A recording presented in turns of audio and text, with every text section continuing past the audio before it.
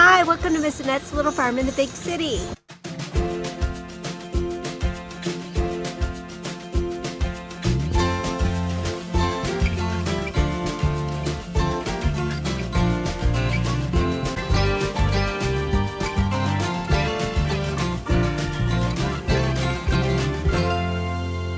It's morning here on the little farm.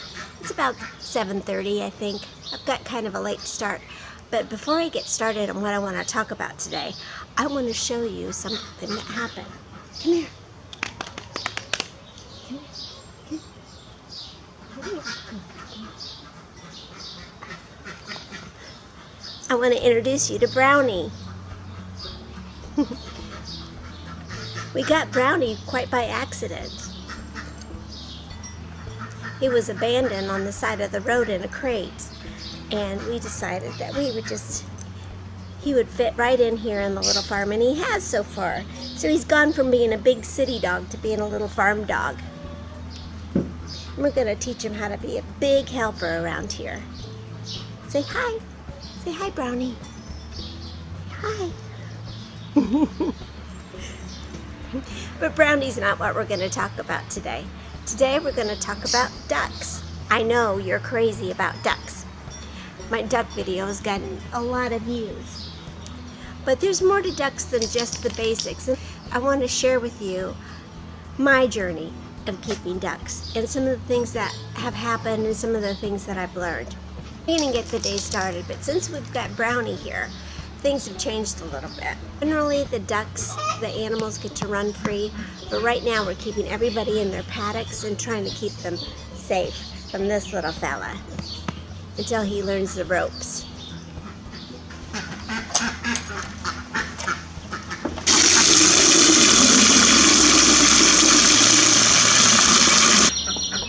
All right.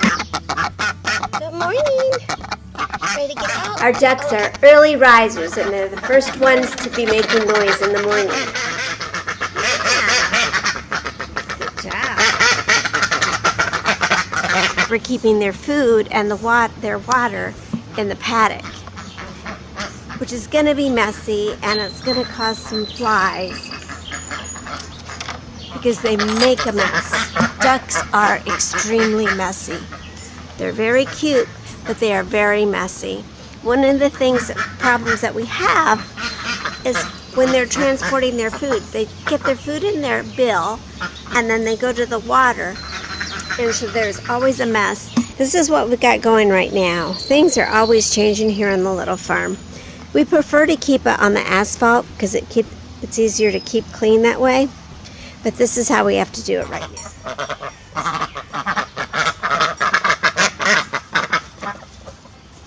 One of our favorite things to do together is dig for worms.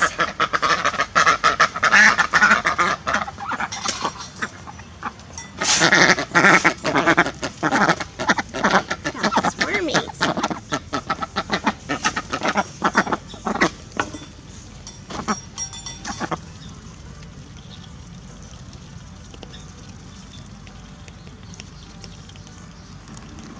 This also helps keep the paddock clean. So I till the soil in here.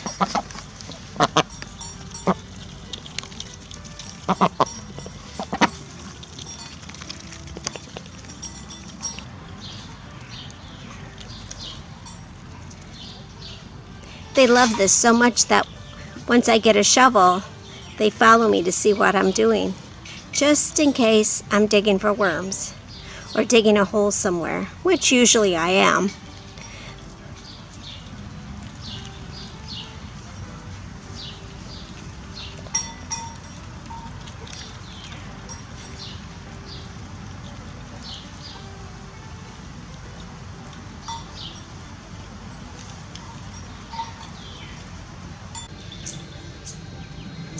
This is Pepita, and I wanted you to get a good close-up look of the ducks.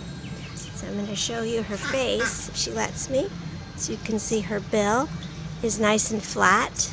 So you see her nostrils. Now, on the chickens, I can really see where their ears are, but on the ducks, I have a really hard time seeing their ears. But I imagine they're in here somewhere. And if I were to feel for him,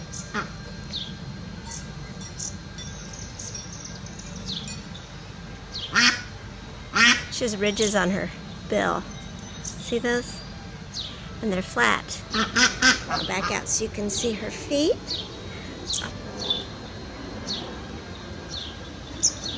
And they're real soft. I mean, it's very, it's not leathery. It's more of a, well, maybe leathery, but a real soft leather. Now I'm going to see if she'll let me spread one of her wings out for you to see. We'll see. And there's her wing.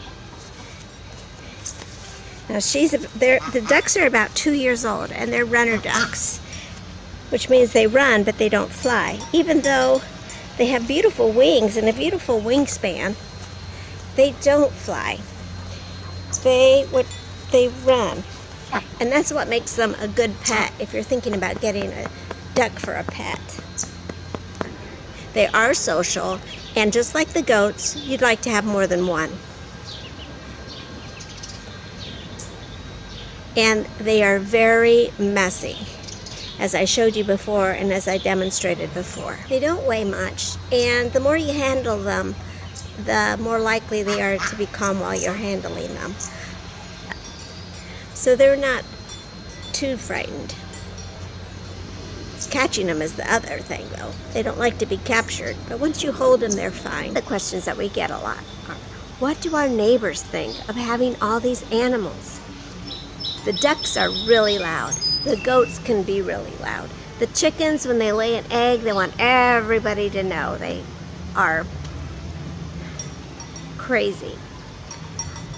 We have very good relationships with all of our neighbors on our little block here.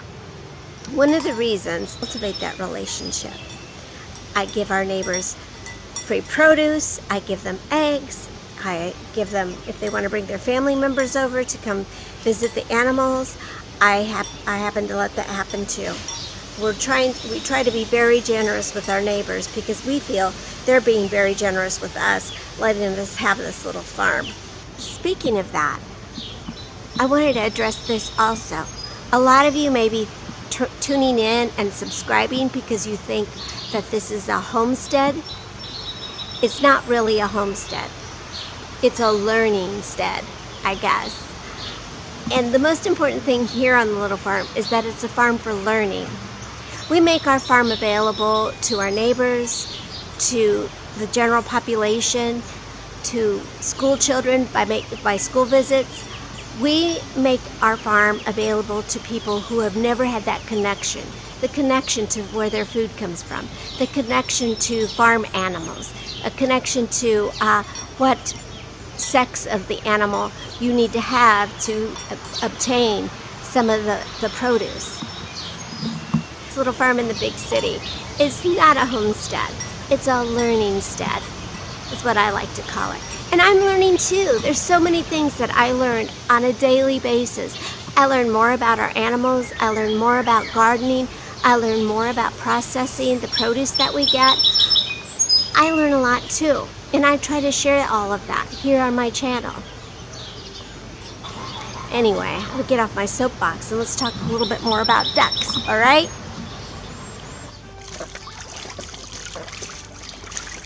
The ducks get clean water every other day. We make sure that they have a pool to help them clean their feathers, which they could do that in their own water that they use just for drinking, but they get it so dirty. And we want them to have clay water, and they really enjoy it. They clean their feathers, they hang out in the pool. It adds to the quality of their life.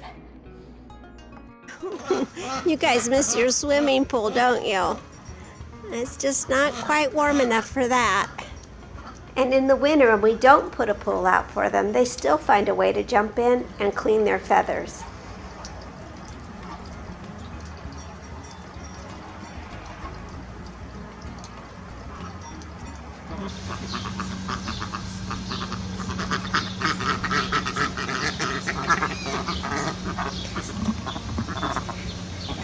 I made some mud to show you how much the ducks love mud.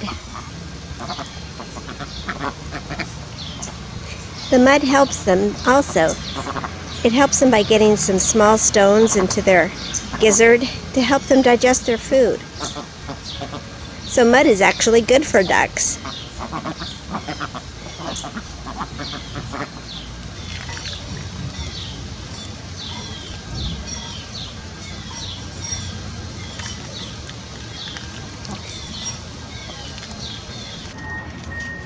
One of the things we learned about our ducks is that they do nest, despite everything that I've researched tells me about ducks just laying their eggs anywhere, and they do.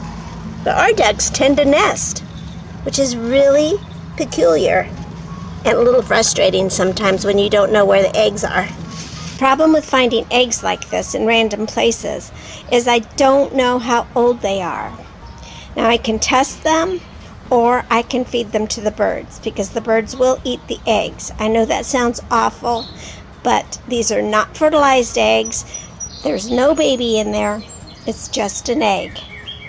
So I probably will feed them to the chickens and the ducks for a snack later. Well, it's getting to be nighttime here on the little farm. And it's time to put the animals away. The little ducks usually put themselves to bed, and all I have to do is tell them to go to bed, and they go into their little coop. All right, go to bed. Night, night.